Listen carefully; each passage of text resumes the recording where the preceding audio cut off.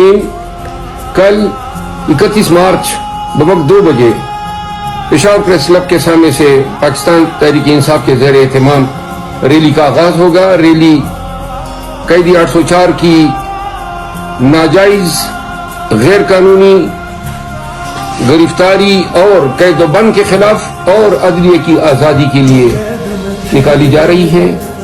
میں تمام پاکستانیوں سے، خیبر پختونخوا کے تمام سکونتیوں سے گزارش کرتا ہوں کہ آئیے اس ریلی میں شرکت کریں۔ تمام اضلاع کے لوگ جوگ در جوگ اس ریلی میں شرکت کریں، آئیں اپنی اجتماعی موجودگی سے یہ ثابت کریں کہ لاکھوں لوگ اس کاز کے لیے نکل رہے ہیں۔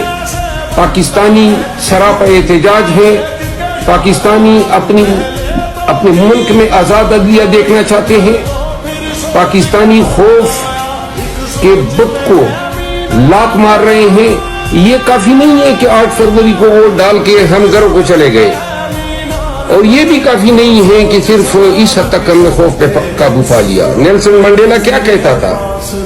نیلسن منڈیلا کہتا تھا کہ میں نے اپنی زندگی میں یہ سیکھا ہے کہ بہادری، جرأت، دلیری اور ہمت خوف کی غیر موجودگی کا نام نہیں ہے، بلکہ خوف پر قابو پانے کا نام ہے۔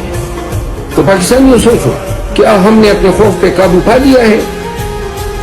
کیا پاکستانی آج اپنی مرضی کے مطابق، اگر وہ چاہتے ہیں کہ میں پی ٹی آئی کا ایجنڈا اٹھاؤں اور خان کی آزادی کے لیے سڑک پہ نکلوں، تو ان کو خوف لائق نہیں ہے؟ کیا آج بھی پاکستانی اس تاثر کو ظاہر کر چکے ہیں کہ ان کے گھروں میں پولیس دنگناتی ہوئی نہیں گھسے گی؟ کیا یہ خوف آج بھی امٹ کے نہیں آ رہا ہے کہ لوگوں کو اغوا کیا جائے گا، مارا جائے گا، پیٹا جائے گا؟ تو جب اس خوف کے ہوتے ہوئے بھی آپ اس پر قابو پا سکتے ہیں، تو اس کے لیے ضروری ہے کہ اپنی جسمانی موجودگی کے ذریعے ثابت کر دیں کہ ہم نے نکلنا ہے ریلی کے لیے۔ کل 2 بجے آپ کی جتنی زیادہ تعداد ہوگی، یہ اس امر کی علامت ہوگی کہ پاکستانی جو ہے خوف کے ہونے کے باوجود اس خوف پہ قابو پا چکے ہیں۔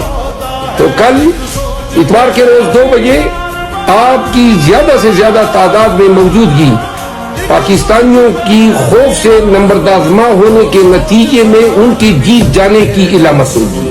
آئیے اپنی جیت کی علامت، اپنی جیت کی یقین دہانی کے لیے پاکستانیوں کو اپنی موجودگی سے بتائیں، خان کی آزادی کے لیے اور عدلیہ کی پشت پہ کھڑے ہو کے عدلیہ کی آزادی کے لیے۔ بہت شکریہ۔